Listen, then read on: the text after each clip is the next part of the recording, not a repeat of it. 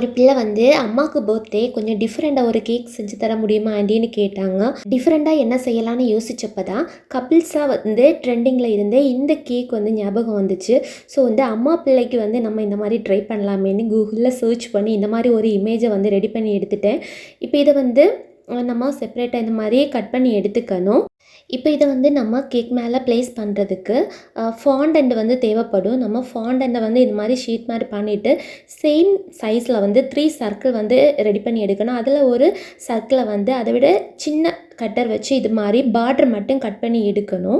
தென் வந்து ஒன்றில் பார்த்திங்கன்னா நம்ம எந்த ரிப்பன் அதில் வைக்கணும் இல்லையா, அந்த சைஸை வந்து வச்சு சென்டரில் வந்து இது மாதிரி கட் பண்ணி எடுக்கணும். பாருங்கள், 2 எட்ஜ்லேயுமே நமக்கு ஸ்பேஸ் விட்டுட்டு சென்டரில் மட்டும். இது எதுக்கு அப்படின்னா நம்ம ஒரு லேயரில் வந்து ஹெட் அண்ட் மெசேஜ் வைக்கணும்.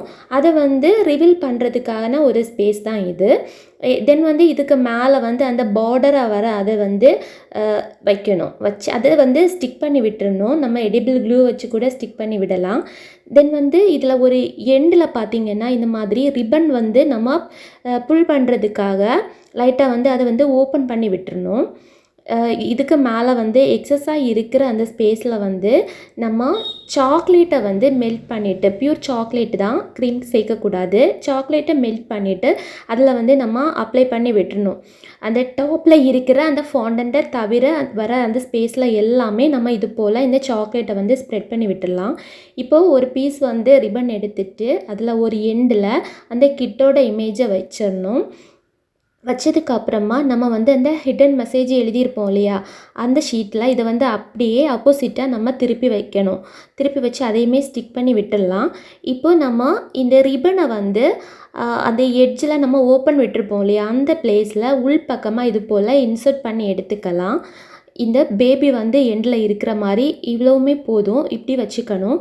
இப்போது ஆப்போசிட் சைடில் அந்த ஃபாண்டன்ட்டுக்கு மேலே அந்த மதர் இமேஜையும் நம்ம சாக்லேட் வச்சு ஒட்டி விட்டுட்டா இந்த மாதிரி புல் பண்ணுறப்போ அந்த பேபி வந்து அம்மா கிட்ட வர மாதிரியாக ஒரு இமேஜாக இருக்கும்.